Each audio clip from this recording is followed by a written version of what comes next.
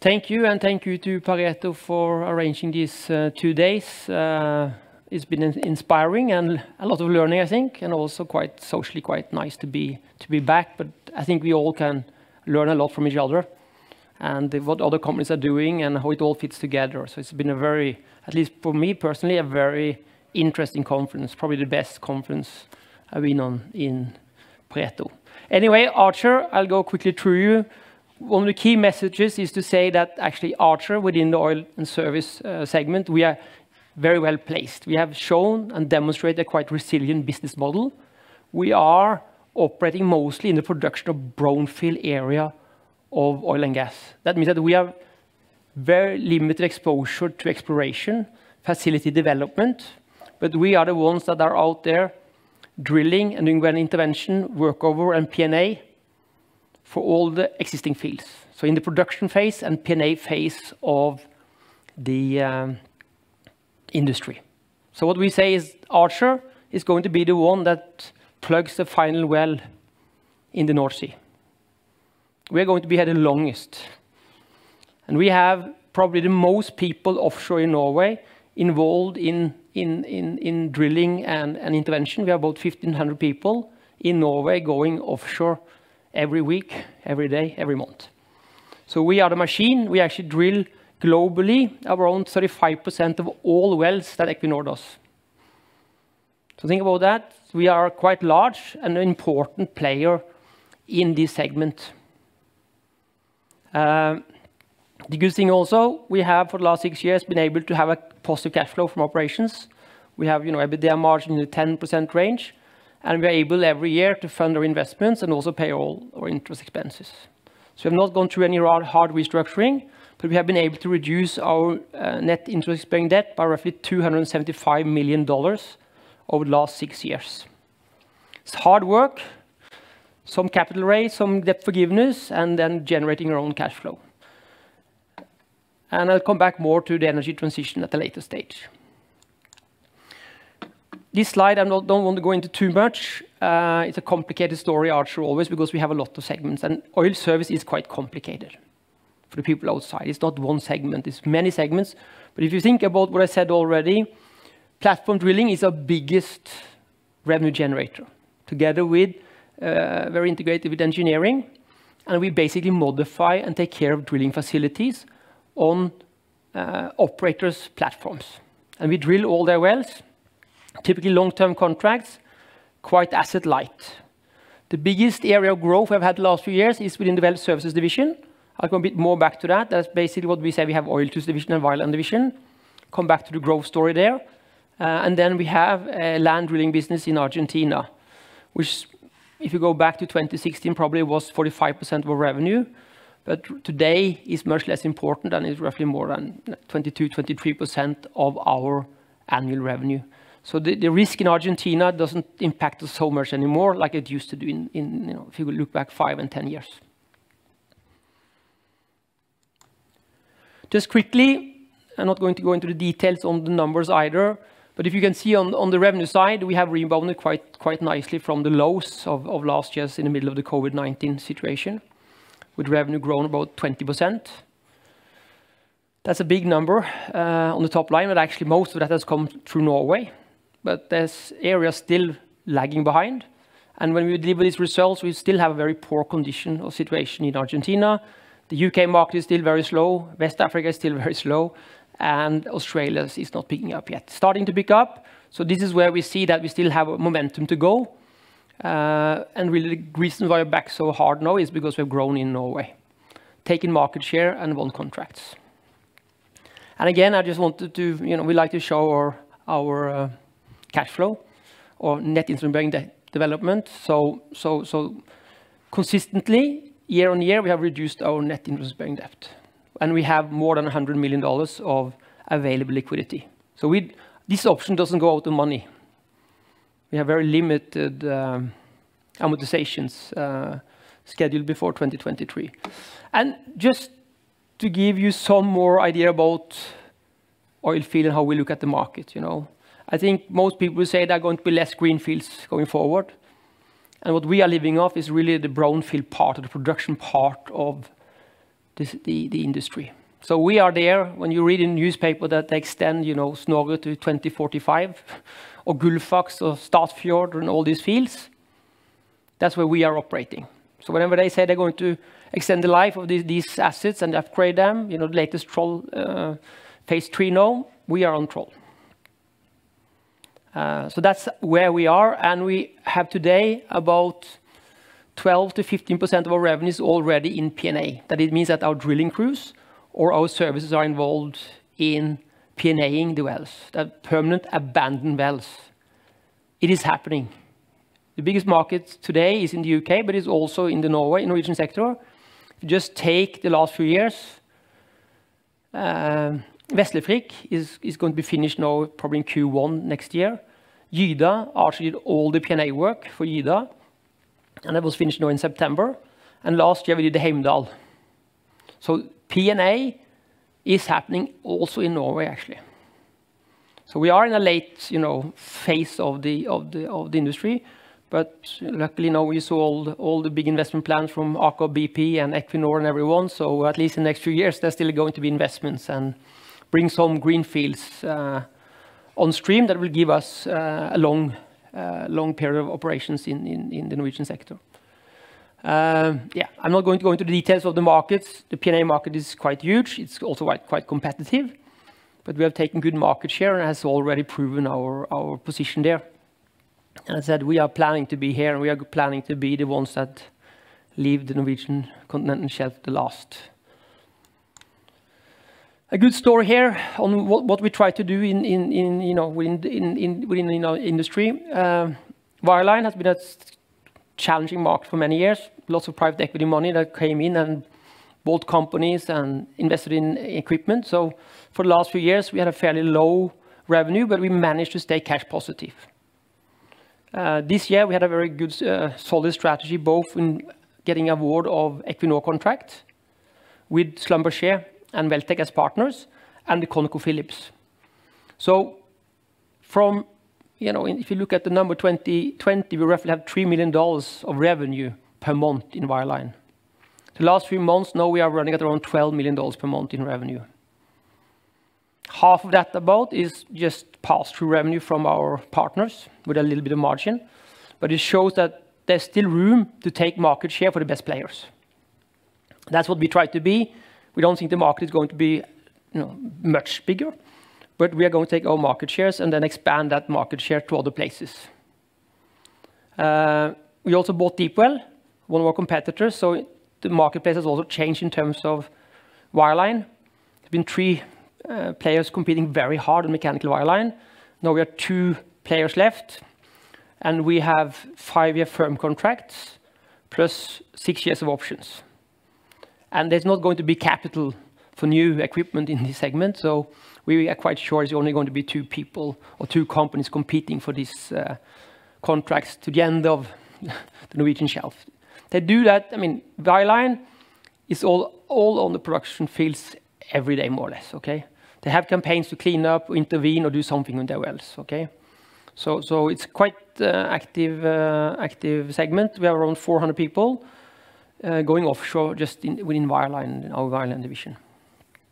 So good to go from a, you know, quite challenged position, but comfortable because we were still having positive cash flow, to now really taking the next step and become the market leader.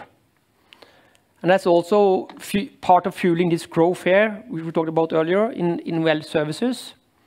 We have said here we're going to grow EBITDA 2 to 3 times from 2018 to 2022 within the segment, and for sure we are well on the way. And you know, if you ask me today, I probably would have written 2.5 to 3 times in 2022.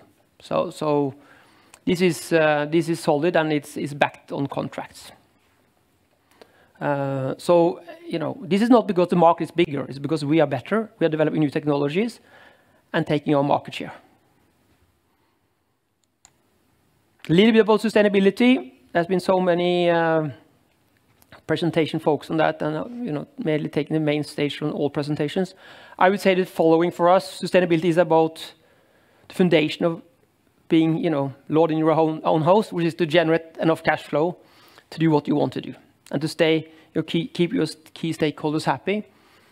Then it is our resilient offering in the oil and gas that gives us the horizon, the long-term contracts, to do the necessary adjustments. Secondly, focus on our own emissions, our clients' emissions, and our suppliers' emissions. We will later this year announce our emission targets, and I think that they will show that we are the greenest in terms of own emission in our segment. So we're going to move ahead and set a stage for our segment when it comes to own emissions. We have good plans, short and long term.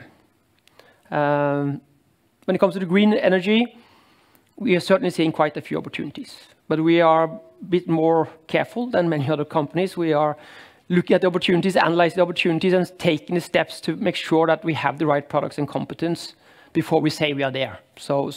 But we have a lot of interesting projects and business opportunities, and we'll come back more and share that with you later. Okay, so this is a step for us, but we are quite confident that this will be quite okay for Archer and be a good second leg to the oil and gas service offering.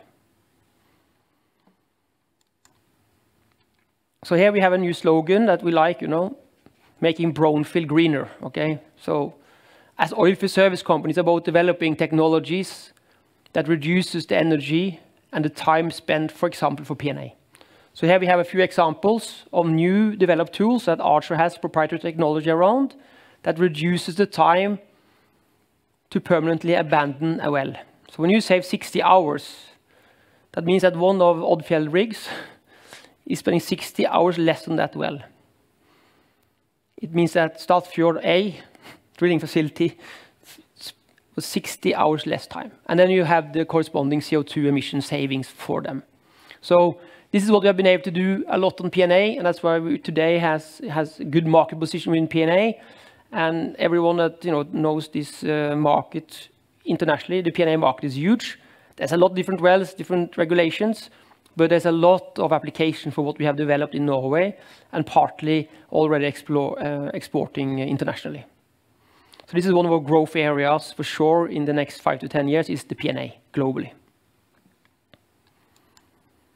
Latin America, we say that is mostly land drilling now. It's not more than 2018 where we had nearly $50 million of EBITDA and $25 million of free cash flow generation from Argentina. Unfortunately, two things happened. They got a new government. The financial distress became really challenging, and then the COVID came. And you can see last year there was actually 0 drilling rigs operating in Argentina. We have recovered, let's say, to 70–80% of pre-COVID in terms of activity. But we're still the market leader both in the north and the south. So let's say in the Vaca Muerta, which we call the north, we basically have a market share around 26–28%, competing with the neighbors and HMP and Ensign and all the international players. So we are quite large, we have quite modern equipment. So as the market gets tighter, we will also be able to take advantage of that in terms of rates, we believe. There are 4 to 5 projects, new requirements on new rigs next year. We'll see how it plays out. But Argentina, when we show our results here for the quarterly results of it basically has very little contribution from Argentina. And it has a big upside, but it's, already know it's the poor situation in Argentina is reflected in our numbers. So what is the key takeaways?